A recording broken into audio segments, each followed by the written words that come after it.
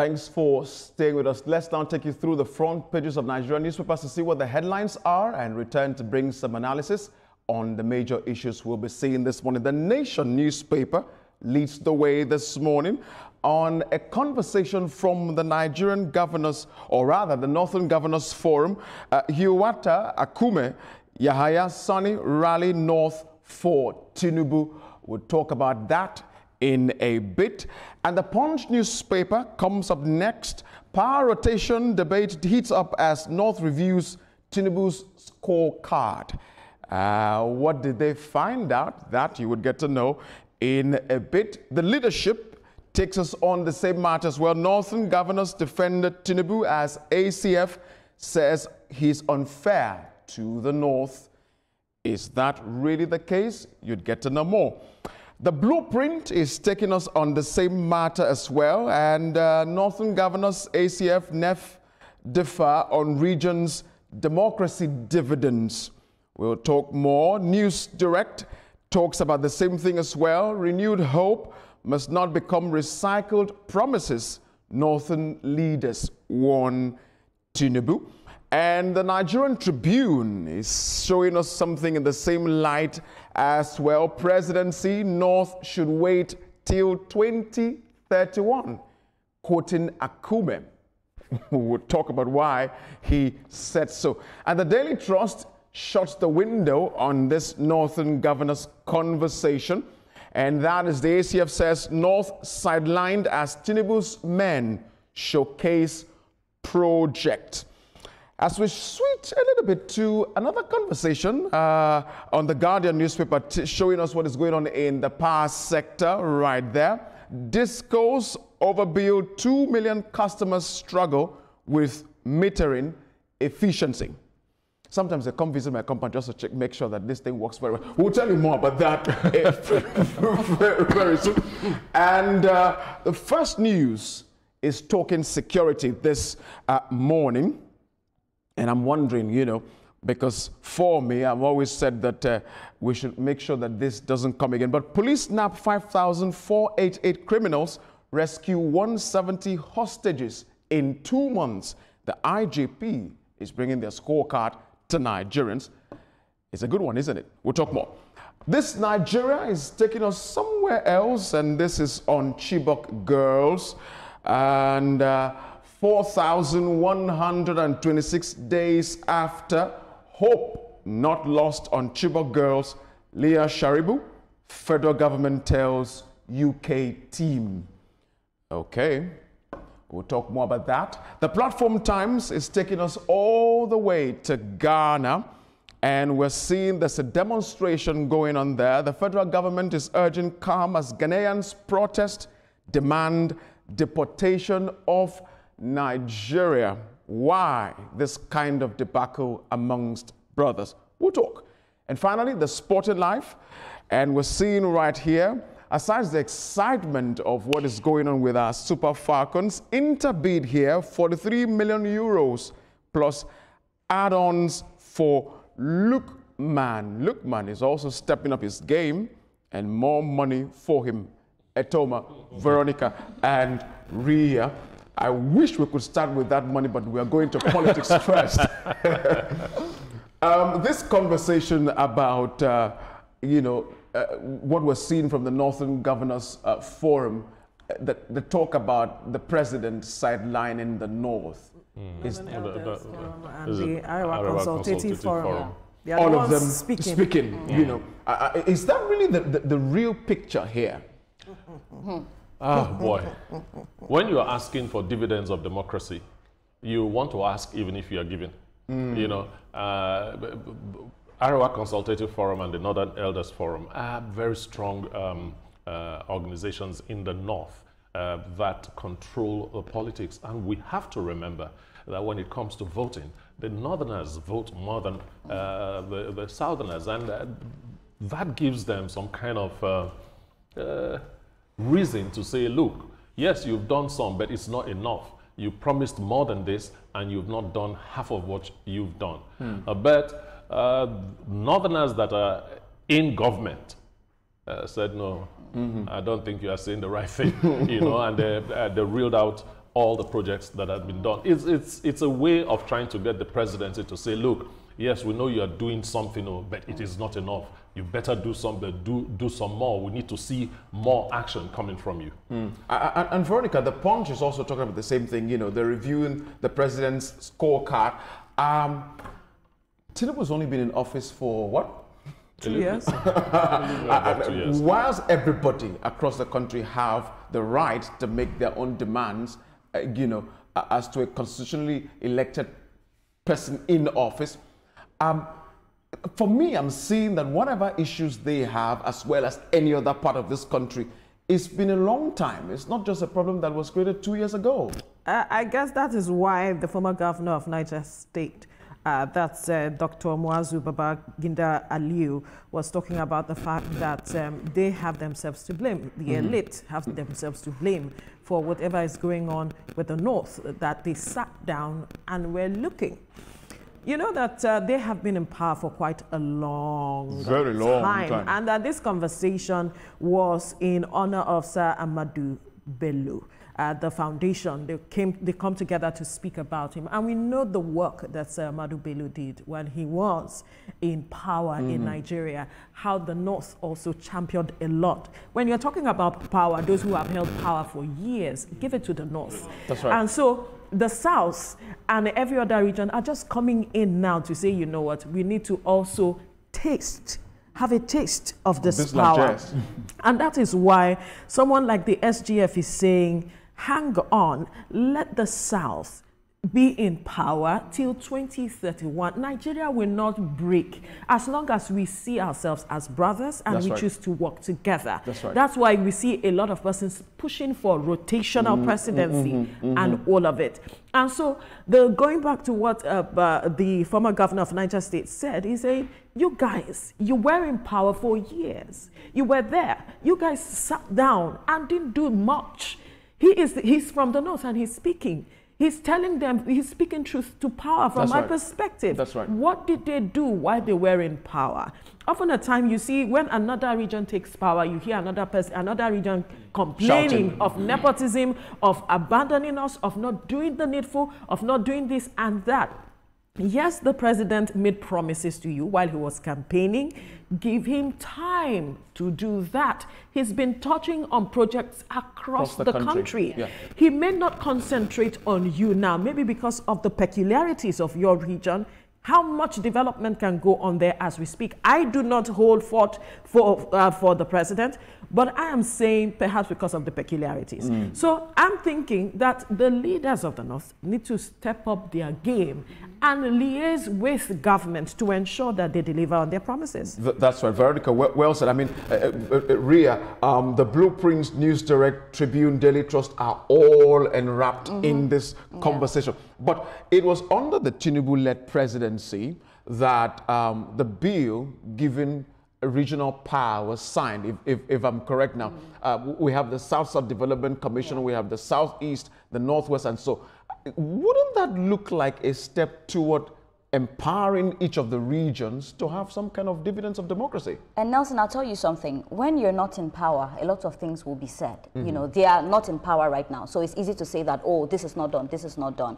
And this whole thing originated, for me, I'll say, from when Konkoso made the statement that, you know, the president is favoring the South rather than the North. And it caused a lot of controversies and a lot of comments have been coming on social media. But just like Etoma said, you know, at the end of the day, you need to wait to see what finally happens. Some things have been done in the North, you know, for the leaders to come out and say, even if we talk about railways, there are some things that have been done. Maybe it's not as much as they expected, because we know that in 2023, they also played a pivotal role. When we talk about voting, the North is very heavy there. So even when I see comments like this, I'm scared, because I'm like, the North, when we talk about voting, they are number one. So then I'm worried about 2027. But at the end of the day, when we think about it, some things have been done. So the only thing I'll say is to be patient to see what happens. Some things have been done. Probably it's not as they were expecting, or it's not as much as they wanted. But at the end of the day, we just need to see what happens. And now their own people are coming to say that, you know, some things have been done, so give him time. So this is from their own people. Yeah. Well, can I quickly add something? Yeah. These conversations are coming in after the late president former president passed, That's right. Muhammadu Buhari That's right. passed,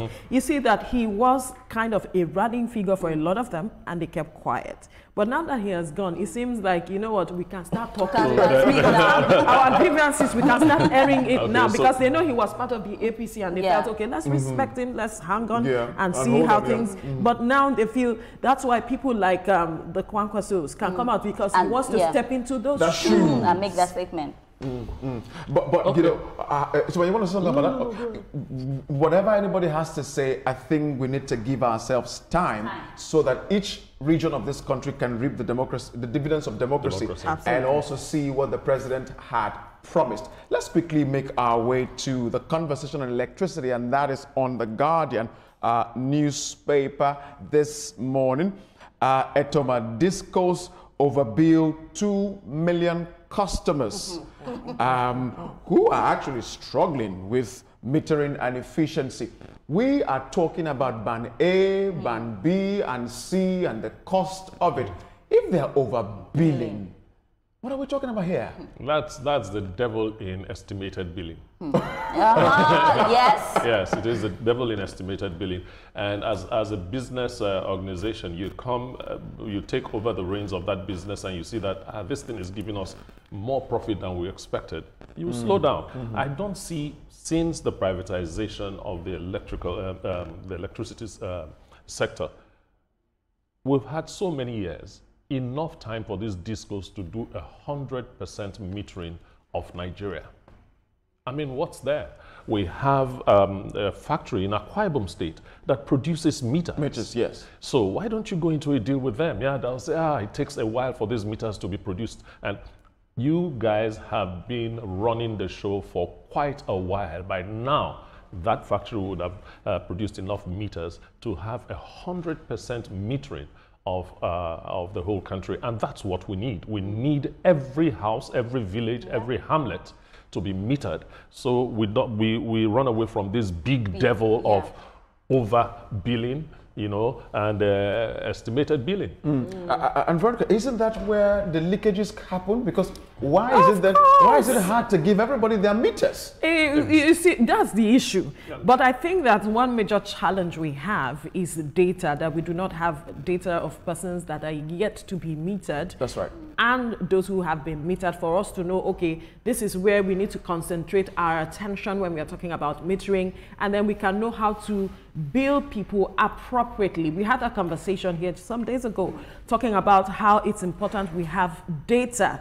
Data management is a major challenge here, and if we want to make headway with electricity and the sector, we have to have the right data, manage it properly, and then know how to address the issues, the various issues. Then we can now have cost-reflective tariff. But until then, we'll still find ourselves dragging this matter of meter, no meter, and the pricing. And, you know, just to add to it, normal Nigerians cannot even pay for the normal bill, and then we're talking about overbilling. So where would they get the money to pay for? And, you know, and I tell people this thing, I can't even stay in a house that doesn't have meter. I say it on every landlord, you should, I don't care what you go through, you should make sure that your house is fully metered. Do you know the hassle to get what meter is? I know how difficult it is, but I think you need to. It becomes a man-no-man business. Because let me tell that's you what it has become.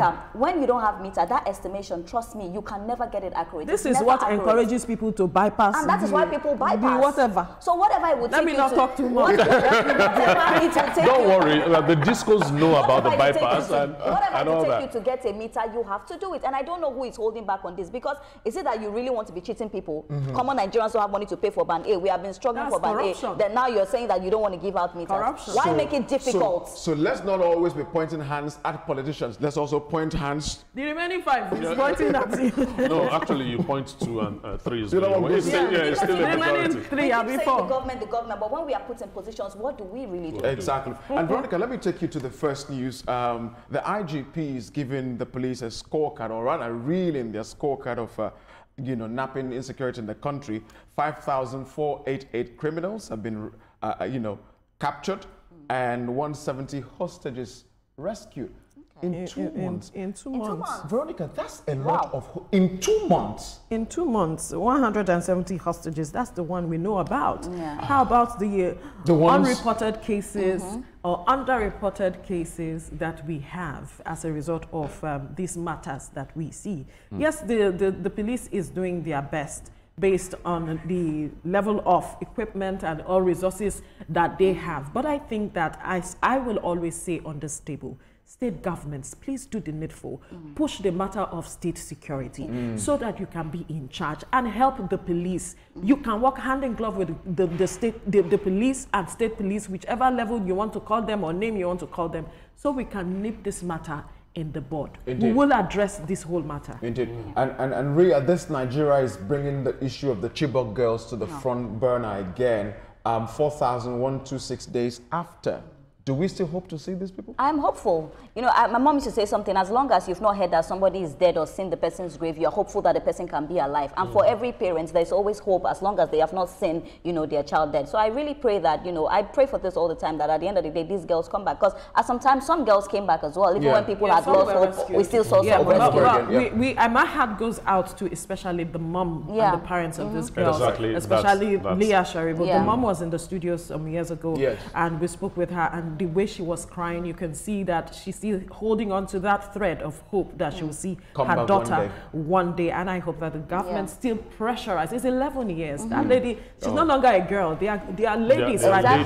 Women, actually. They are women. And Ria, well, I don't want to give myself a name on this, but what is going on in Ghana and between Ghanaians and Nigerians in Ghana?